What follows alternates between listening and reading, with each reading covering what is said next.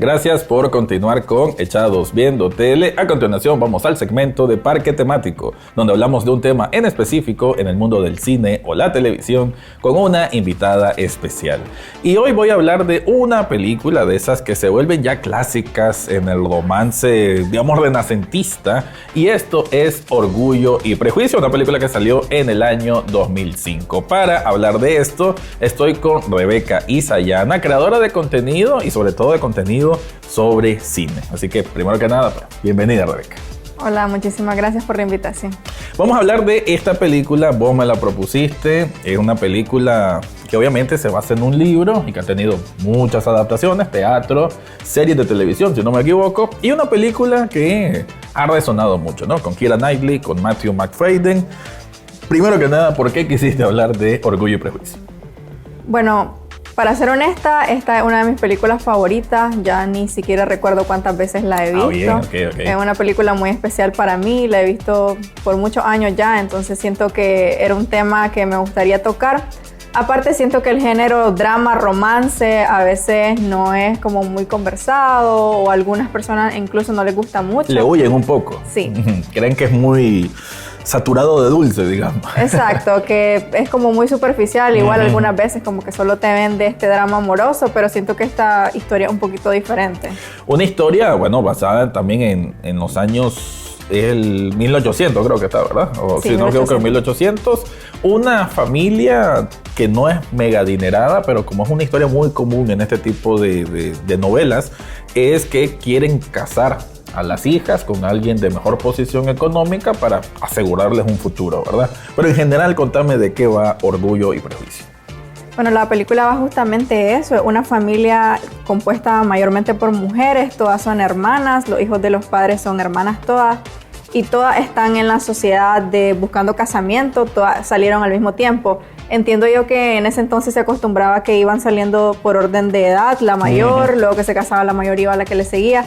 Pero esta familia en particular fue diferente, ellas tenían a todas en el mercado, lo cual se veía de mala manera. Entonces ellas estaban buscando casarse, su mamá estaba buscando casarlas, pero yo siento que las mayores, las dos hijas mayores en sí buscaban casarse por amor, no necesariamente como un acuerdo, ¿no? Sí, no como un acuerdo que no fuera una transacción de bienes o de dinero.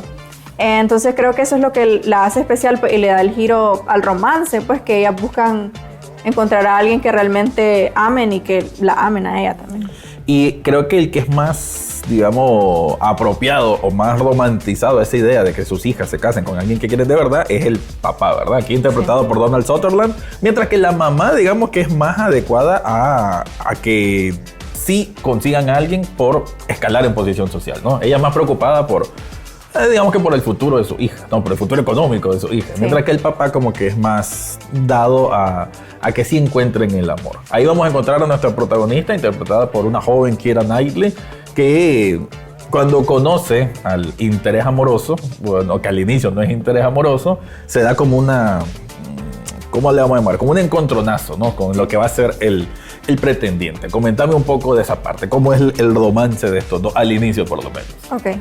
Bueno, para no dar mucho spoiler, aunque sí creo que el título lo dice, Orgullo y Prejuicio, sí. Ambos protagonistas, que son Elizabeth Bennet y el Mr. Darcy, son personajes como muy orgullosos, creo que sus personalidades son muy parecidas y cuando se conocen chocan no se agradan y siento que de cierta manera igual como que sienten ofensa, como que Elizabeth se siente ofendida por palabras de él y viceversa, entonces eso hace él que... es un poquito como pesado al inicio, ¿no? Sí, él es un poco engreído, diría yo, un poco orgulloso y dice cosas como, creo que muy fuertes, creo que él es muy directo y eso hace que Lizzie no le agrade y viceversa.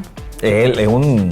Como decimos, al mismo tiempo quizás son tan personalidades tan parecidas que hace que no se encuentren. Pero al inicio creo que la trama se mueve más en el empuje que hay por la hermana mayor, interpretada por Rosamund Pike, ¿verdad? Sí. Que ella sí va a tener un pretendiente que parece pues no ser mala persona y que además tiene una posición económica favorable, que es amigo, si no me equivoco, del señor Darcy, ¿verdad? ¿Cómo es esa parte de la hermana mayor? Ok, entonces esa parte, sí, la primera parte de la película se desarrolla cuando viene Mr. Bingley, al pueblo, porque ellos viven en Londres y vienen acá pues al lado del campo del país.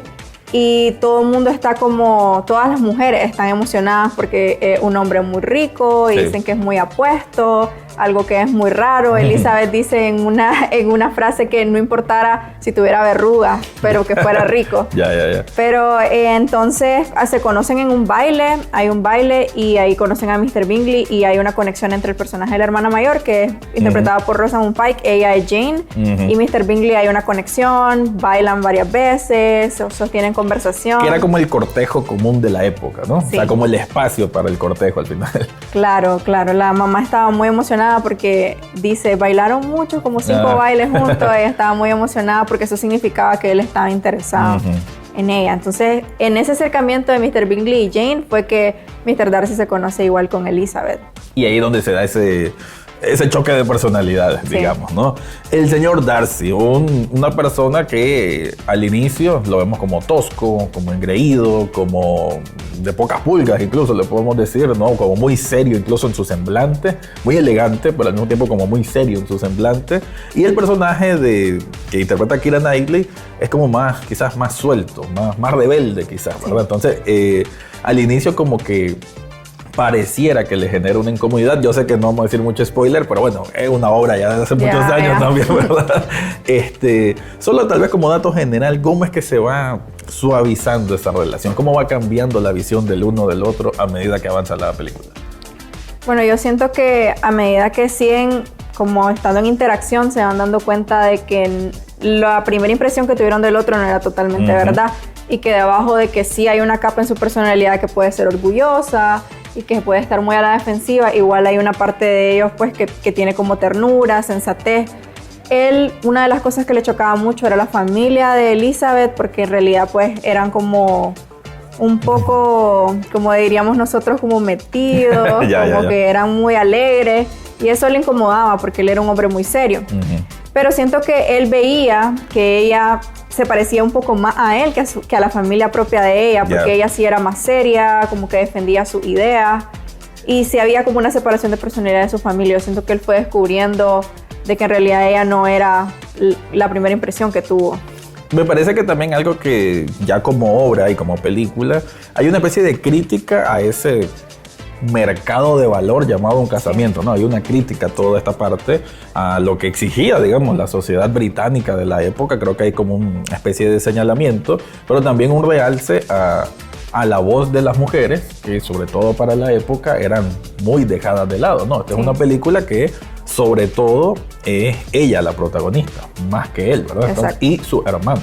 Y creo que la relación entre hermanas también es uno de los factores que hace que se sienta tan natural, ¿verdad? Porque creo que el lenguaje incluso sí es de la época, pero no sentís que estás viendo algo ostentoso o algo así, no se siente muy natural. ¿Crees que eso es uno de los valores que tiene esta película? Sí, yo creo que definitivamente esto es algo que la hace especial. Yo siento que mantiene muy bien la esencia del libro. El libro es muy importante, como mencionaba al inicio, es un libro de 1814, pero trata un tema muy importante como el mercado de las mujeres, del casamiento. Pero este libro no es simplemente una historia de romance. Yo siento que defiende esta idea de que las mujeres tienen un valor, que son mucho más que una moneda de cambio, de que tienen derecho a amar, tienen derecho a ser amadas y a encontrar a alguien que las haga felices, no simplemente venderse por intereses de su familia. Llegamos a una escena donde, como sabemos, pues las mujeres no heredaban el estado de los padres, la casa y todo iba a pasar al primo, al sobrino de su papá. Cierto. Entonces hay una escena donde el primo quiere, por ayudarlas, casarse con una de sus primas para que quede en la familia, como toda la casa y eso.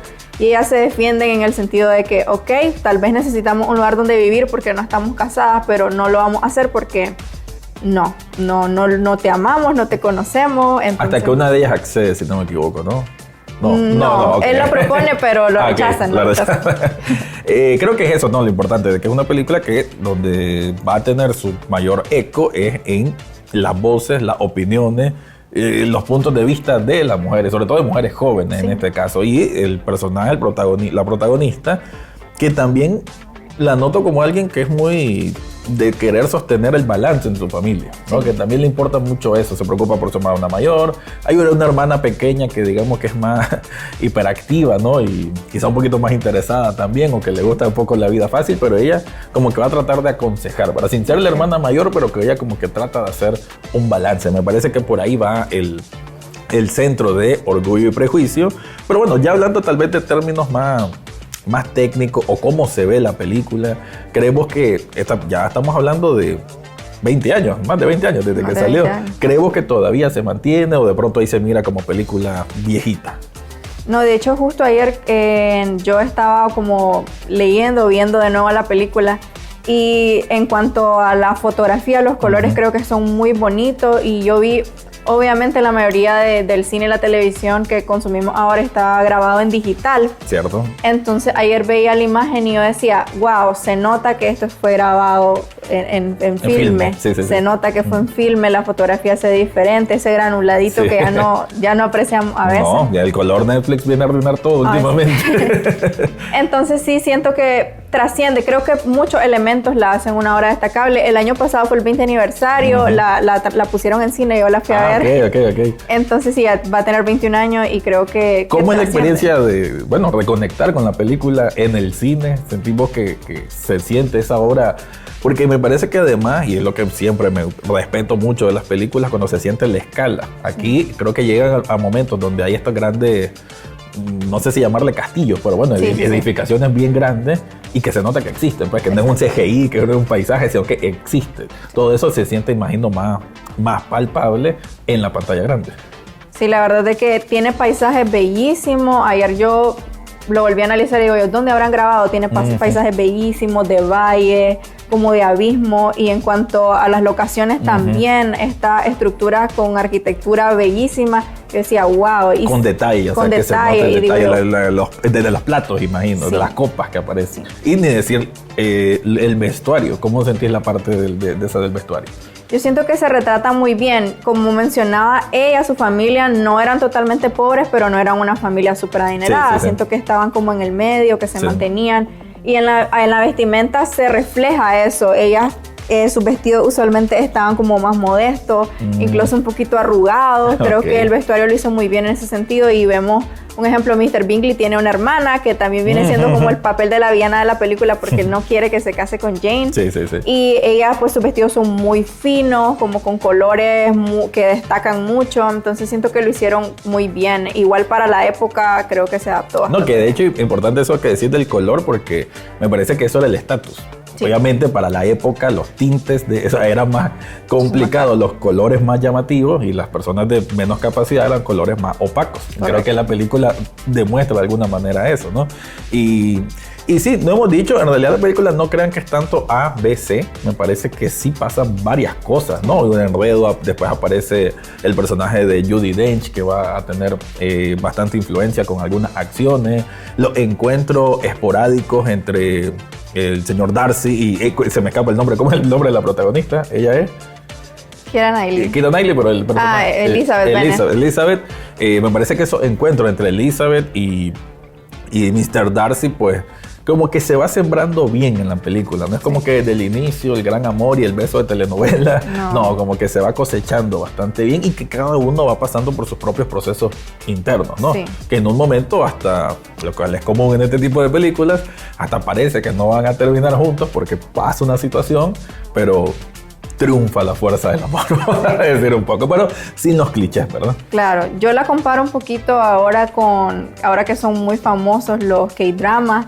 Ok. De que creo que ellos van en un sentido de vender la historia un poco más lenta, que no es común como en las comedias románticas, que desde el primer momento se están vendiendo pues esta adrenalina. Sí. Siento que esto va en proceso, están los procesos muy bien hechos, porque los personajes se desarrollan bien y tienen crecimiento por sí mismos, por sí solos. Y no es como que un día se levantaron y dijeron, ya quiero estar con vos. No es ese tipo, sino que pasan muchas cosas, mucho análisis personal, introspección personal de cada personaje para llegar al momento en el que ambos saben pues que deciden. están listos para estar juntos. Y ahora Matthew McFadyen, yo por lo menos yo lo conocí más por la serie Succession, pero él menciona en entrevista que ¿qué es lo que más te dicen? ¿Alguna frase de Succession? Y dice que no, que hay una frase, no recuerdo ahorita la frase icónica de esta película Orgullo y Prejuicio, que bueno, ya a su rostro él se hizo un galán por siempre, supongo, ¿no? Para el ensoñamiento que existe en las películas de romance, que no sé si lo logró Keira Knightley. Creo que se mira más mítica la figura del Mr. Darcy que de ella.